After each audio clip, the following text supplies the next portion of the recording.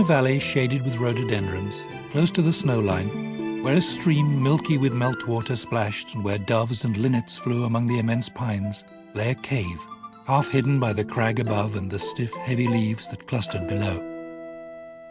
The woods were full of sound.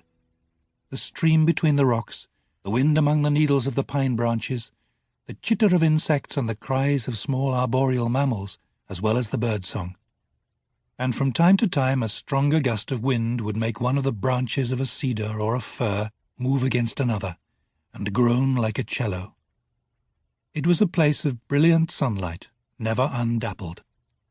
Shafts of lemon-gold brilliance lanced down to the forest floor between bars and pools of brown-green shade.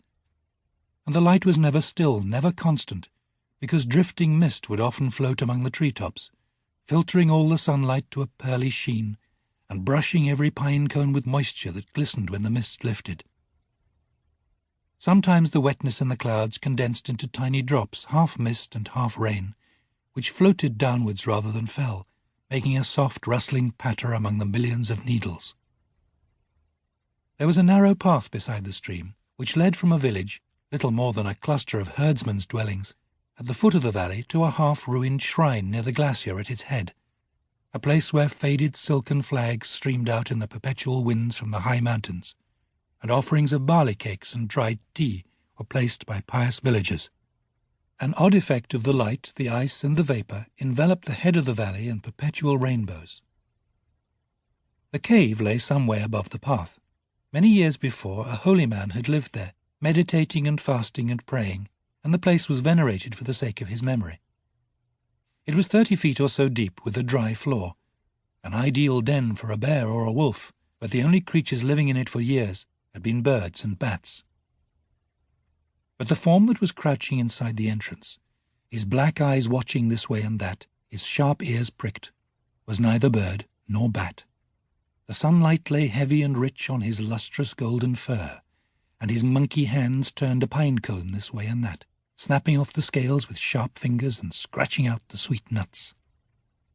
Behind him, just beyond the point where the sunlight reached, Mrs. Coulter was heating some water in a small pan over a naphtha stove. Her demon uttered a warning murmur, and Mrs. Coulter looked up. Coming along the forest path was a young village girl. Mrs. Coulter knew who she was. Amma had been bringing her food for some days now. Mrs. Coulter had let it be known when she first arrived that she was a holy woman engaged in meditation and prayer, and under a vow never to speak to a man. Amma was the only person whose visits she accepted. This time, though, the girl wasn't alone. Her father was with her, and while Amma climbed up to the cave, he waited a little way off. Amma came to the cave entrance and bowed. "My father sends me with prayers for your goodwill." "Greetings, child," said Mrs. Coulter.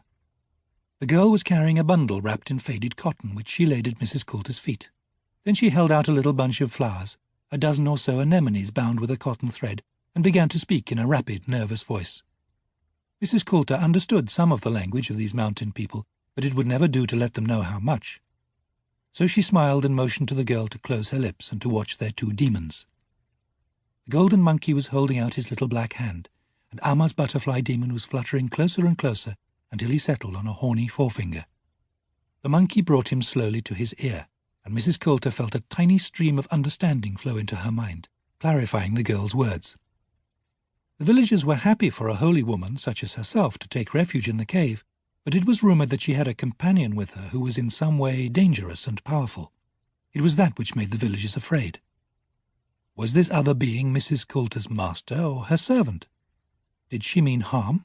Why was she there in the first place? Were they going to stay long? Amma conveyed these questions with 1,000 misgivings. A novel answer occurred to Mrs. Coulter as the demon's understanding filtered into hers. She could tell the truth. Not all of it, naturally, but some. She felt a little quiver of laughter at the idea, but kept it out of her voice as she explained. "Yes, there is someone else with me, but there is nothing to be afraid of. She is my daughter, and she is under a spell that made her fall asleep. We have come here to hide from the enchanter who put the spell on her, while I try to cure her and keep her from harm. Come and see her if you like." Amma was half soothed by Mrs. Coulter's soft voice, and half afraid still, and the talk of enchanters and spells added to the awe she felt. But the golden monkey was holding her demon so gently, and she was curious besides, so she followed Mrs. Coulter into the cave. Her father, on the path below, took a step forward, and his crow demon raised her wings once or twice, but he stayed where he was. Mrs. Coulter lit a candle, because the light was fading rapidly, and led Amma to the back of the cave. Amma's eyes glittered widely in the gloom, and her hands were moving together in a repetitive gesture of finger on thumb, to ward off danger by confusing the evil spirits. You see, she can do no harm. There's nothing to be afraid of. Amma looked at the figure in the sleeping bag.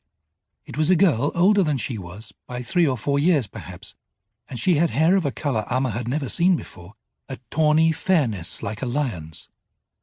Her lips were pressed tightly together, and she was deeply asleep, there was no doubt about that, for her demon lay coiled and unconscious at her throat. He had the form of some creature like a mongoose, but red-gold in colour and smaller. The golden monkey was tenderly smoothing the fur between the sleeping demon's ears, and as Amma looked, the mongoose creature stirred uneasily and uttered a hoarse little mew. Amma's demon, mouse-formed, pressed himself close to Amma's neck and peered fearfully through her hair. So you can tell your father what you've seen. No evil spirit. Just my daughter, asleep under a spell and in my care. But please, Amma, tell your father that this must be a secret. No one but you two must know Lyra is here. If the enchanter knew where she was, he would seek her out and destroy her and me and everything nearby. So hush. Tell your father and no one else. She knelt beside Lyra and smoothed the damp hair back from the sleeping face before bending low to kiss her daughter's cheek. Then she looked up with sad and loving eyes, and smiled at Amma with such brave, wise compassion that the little girl felt tears fill her gaze.